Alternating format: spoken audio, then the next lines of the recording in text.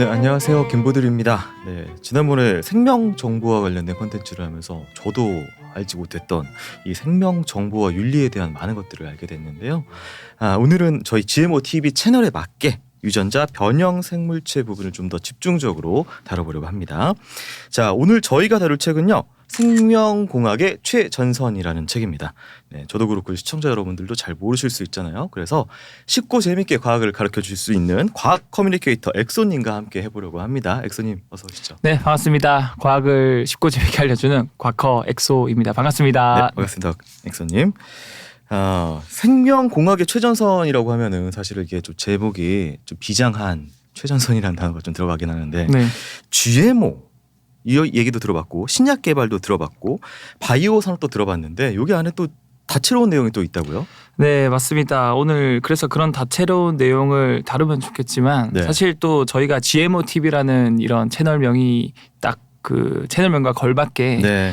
이 레드 바이오보다는 이제 그린 바이오 중심으로 좀 이야기를 나눠 보면 좋을 것 같아서 그렇게 네. 준비를 했습니다. 색깔이 있어요, 바이오에?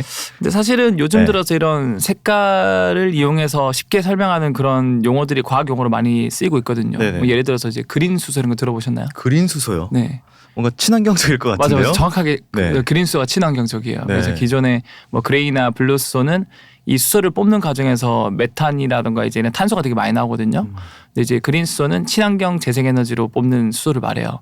같은 맥락으로 바이오에서도 뭐 레드 바이오, 그린 바이오 이런 바이오가 있어요. 네. 예를 들어서 이제 아까 제가 말씀드렸던 레드 바이오는 이제 신약 개발, 진단, 치료 등 의료 분야에 이제 생명공학을 좀 적용하는 피색깔 그렇죠. 빨간색. 맞아요. 네.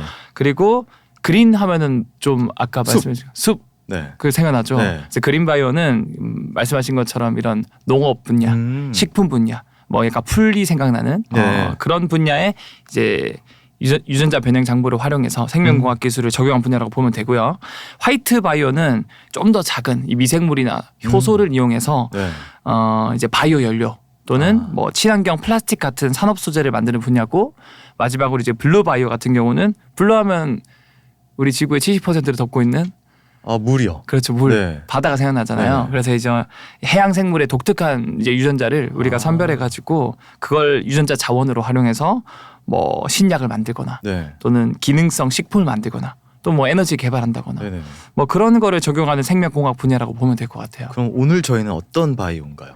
오늘은 주로 이제 그린 바이오. 그린 바이오. 네, 포커스를 맞춰서 얘기를 나누면 재밌을 것 같습니다. 네, 알겠습니다. 자, 그럼 말씀하신 대로 이 책의 10장부터 16장에 해당하는 내용인데요. 이 부분에 대해서 질문을 한번 드려보도록 하겠습니다. 자, 먼저 이제 이 GMO와 유전자 편집 무엇이 다른가에 대해서 한번 다뤄보도록 할 건데요.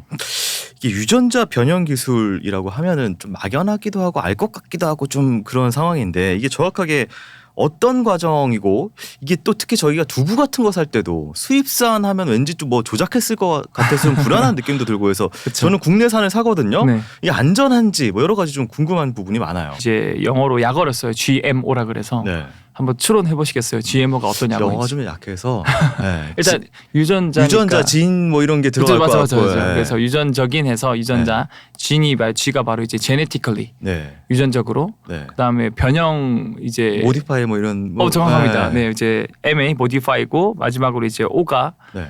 오르가니즘. 그래서 이제 유전자 변형 이제 생물체를 뜻하고요. GMO가. 네네네. 그래서 그런 거를 우리가 식품으로 섭취할 수 있는 거 이제 GMO 식품이라 그러는 거예요. 근데 사실은 기존 교배 방식으로 불가능한, 예를 들어서 우리가 종이라는 게 스피시스라는 게 네. 결국에는 자손, 교배 가능한 자손을 낳을 수 있는 그 개체들끼리를 같은 종이라고 보거든요. 네. 그러니까 같은 종끼리만 유전자를 교환할 수 있는 거예요. 네. 일반적인 자연에서는 사자하고 호랑이하고는 교배가 안 된다. 교배는 되는데 네. 거기서 나오는 그 녀석은 교배 가능한 자손이 안 나오는 거예요. 그 친구는 일종의 이제 다른 호랑이나 사자랑 교배하면 새끼를 낳을 수가 없어요. 네. 그러니까 종이라는 거는 자손을 낳았는데 그 자손조차도 나중에 교배를 할 수 있는 자손이 태어나야 돼요. 네네. 사실상 같은 일본 자연계에서는 다양한 유전자를 우리가 섞어서 조합을 만들 수가 없다라는 거죠. 우리 게임에서도 아이템 좋은 거 만들려면 조합할 때 다양한 조합을 하면은 좋은 아이템이 나오는 것처럼 네. 이 과학계에서도 이런 생각을 한 거죠. 이 외부 다른 종의 유전자를 좀 넣어가지고 좋은 유전자를 넣으면은 더 좋은 품질의 식품을 만들 수 있을 텐데 할 수 없을까? 이제 자연적으로 교배는 그게 불가능하니까 네네. 같은 종끼리만 교배 가능하니까 그래서 이제 만든 게 이제 GMO라는 개념이라고 볼 수 있고요. 네. 뭐 대표적으로 그런 게 있어요. 이제 초창기에 GMO 하면은 연구실 단위에서 이런 게 있었습니다. 이 토마토가 너무 빨리 무르니까 어떻게 하면 안 무를 수 있을까 이런 생각을 한 거죠. 그래서 또 좀 약간 유전자 변형을 해서 좀 무르게 하는 유전자를 억제시킨 거예요. 네. 그럼 이제 그 토마토가 평소보다 잘 안 물러지겠죠. 그게 이제 최초로 상업화된 GMO 식품, 이제 무르지 않는 토마토. 근데 그게 뭐 이렇게 많이 팔린 건 아니고요. 네. 뭐 그거 말고도 비슷한 사례가 뭐 상업화된 건 아니지만 너무 병충해 또는 아니면은 이제 너무 추위에 약한 식품들이 많으니까 네. 농작물이 많으니까 이 굉장히 추위에 잘 사는 동물들이 대표적으로 넙치가 있거든요. 네. 남극 바다에 살아요. 그 그 친구는 남극이면 영하 막 40도 50도인데 네. 그 혈액이 90% 이상이 사실 99%가 물이거든요 사실상. 네.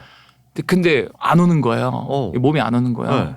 왜 하는가 봤더니 이 부동 단백질이라 그래가지고 영하의 날씨에도 혈액이 얼지 않는 그런 단백질을 만들어내는 유전자를 가지고 있는 거예요. 네네. 야 이거다 싶어가지고 그 유전자를 싹 잘라가지고 이제 토마토에 넣어줘 본 거죠. 동물을 식물에. 그렇죠, 그렇죠. 네.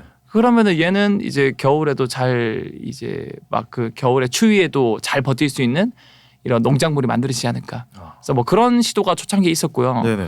뭐 요즘에는 뭐 다양한 곳에 또 쓰이고 있지만 대표적으로 가장 그 농부들이 싫어하는 게 해충이거든요. 근데 이제 해충의 저항성을 지닌 유전자를 옥수수에 도입을 해서 네. 그럼 해충이 그거 먹으면 죽어버려요.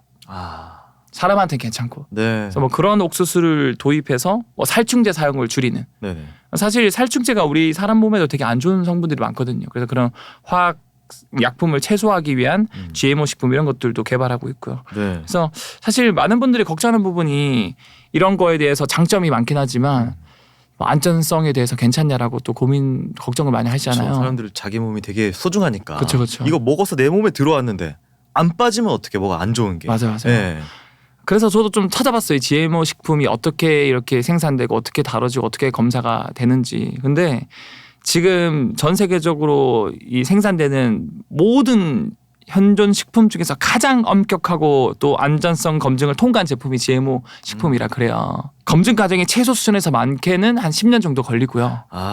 그래서 철저하게 인체에 독성이 없는지 네. 그리고 알레르기 유발을 하는지 안 하는지 네.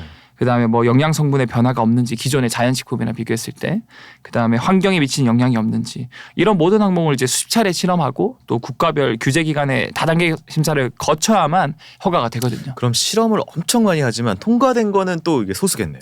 그렇죠. 거의 뭐 네. 1000에 하나 정도 통과하는 거고 네. 그래서 우리도 알게 모르게 이런 거 많이 애용하고 있습니다. 우리 GMO 식품 아마 PD님도 드셨을걸요? 네. 뭐요? 한번 예상해 보세요. 굉장히 까다로운 타입인데 먹었을까요, 제가? 많이 드셨을 거예요. 그래요? 네. 뭘? 일단 하나만 제가 네. 말씀드리자면 계란 후라이 이런 거 해 먹을 때도 카놀라 이런 거 많이 쓰잖아요. 네. 카놀라도 그거 다 GMO 식품으로 만든 이미 제가 먹고 있었군요. 맞아요 기름인데 네. 우리가 알게 모르게 아주 오랜 기간 동안 이걸 우리가 많이 쓰고 하고 있는데 뭐 특별한 부작용 이런 거는 없다라는 거 자체가 네. 이미 검증 단계에서 뭐 10여 년간 엄격한 검증을 통해서 이제 안정성 필터를 수차례 거친 결과물이라고 볼 수 있다라고 정리할 수 있겠죠. 네. 근데 또 이게 제가 이 책 관련돼서 보다 보니까 이게 유전자를 바꾸는 것 중에서 그 단어가 크리스퍼 유전자 가위라고 하는 거 맞나요? 그리고 또 유전자 편집? 네. 사실 뭐 가위로 뭐 잘라내서 편집하는 게 사실 뭐 동일해 보이는데 네. 뭐 이게 다른 얘기예요?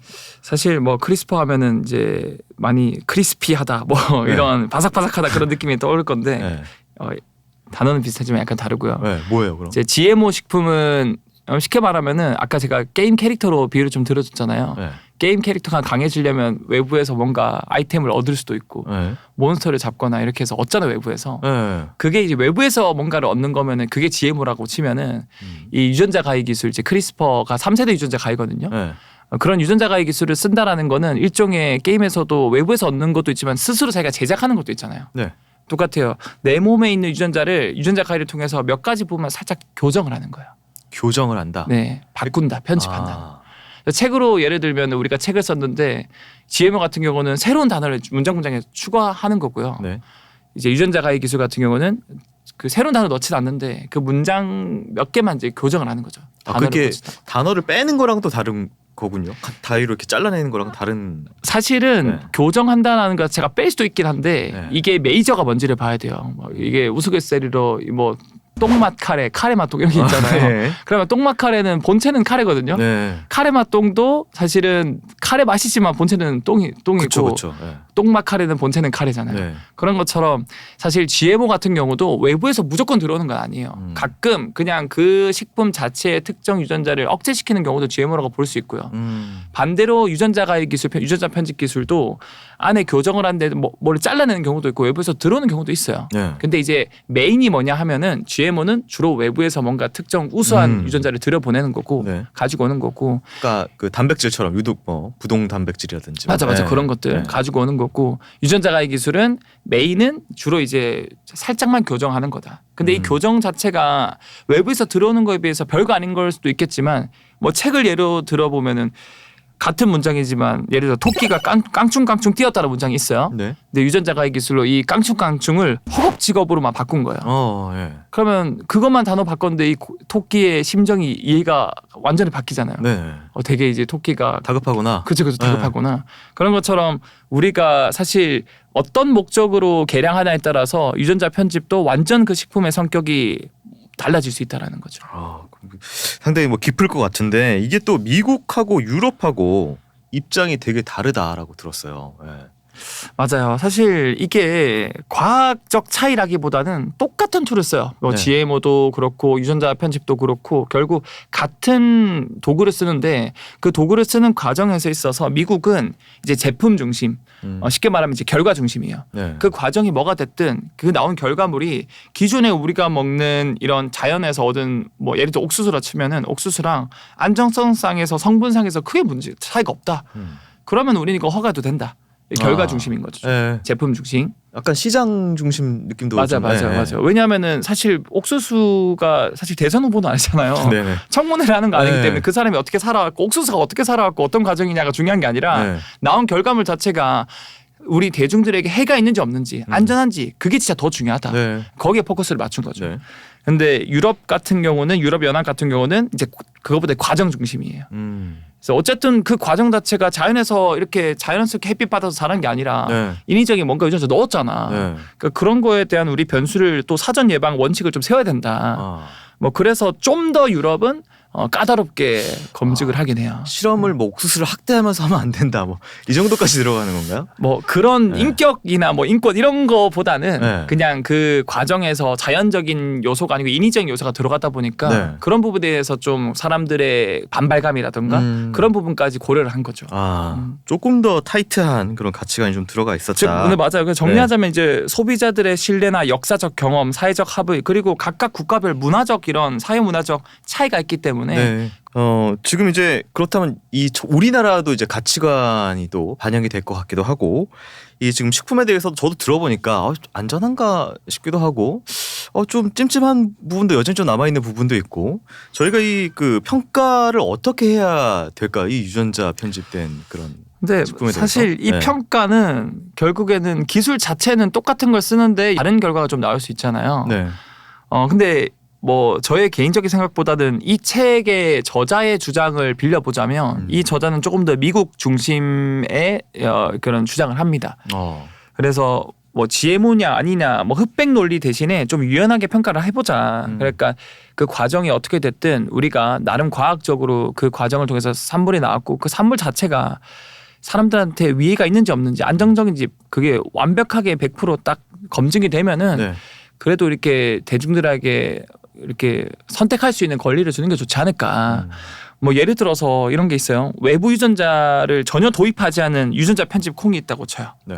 근데 이 유전자 편집을 어디를 편집했냐면 뭐 이제 가뭄에 좀 저항성 있는 콩이라는 거죠. 네. 그러면 이 친구는 사실 외부 유전자를 도입하지도 않았고 그냥 자기 가지고 있는 유전자를 살짝 수정해서 좀 비가 안 와도 잘 견딜 수 있는 좋은 품질을 만들었다는 거죠. 네. 얘를 굳이 막 GMO라고 딱 잘라붙어서 막 뭐 통과를 못하게 한다거나 그렇게 해야 될까? 이런 부분은 좀 유연하게 판매를 하는 게 좋지 않을까. 왜냐하면은 결국에는 이 좀 안타까운 얘기긴 하지만 이번에 우리나라에서도 이 강릉이 엄청 오랫동안 가뭄이 들었잖아요. 근데 앞으로 이게 더 심해질 가능성이 높다 그래요. 단순히 강릉만 그런 게 아니라 이제는 대한민국의 지역에 랜덤하게 그런 일이 벌어질 수 있고 더 최악의 상황은 아예 전체가 그럴 수 있기 때문에 그런 부분에 대해서 미리미리 이런 대처 선택권 옵션을 만들어 놔야 되지. 그게 아니라 닥쳐서 하면은 다 굶어 죽을 수도 있거든요. 그래서 이런 부분에 대해서는 좀 유연한 평가 체계가 필요하다라고 이 저자는 얘기를 하고 있고요. 결과적으로 정리하자면 이 결과물이 인간 건강과 환경에 어떤 영향을 주는지에 초점을 맞추자라고 주장을 하고 있고 결국 과학기술이 지금 너무 많이 발전하고 있잖아요. 뭐 인공지능도 그렇고 뭐 이런 암 치료 기술도 그렇고 그러니까 그런 거에 발맞춰 우리나라도 적당한 규제나 유연한 규제가 있어야 잘 따라갈 수 있을 것이다라고 저자는 얘기를 하고 있습니다.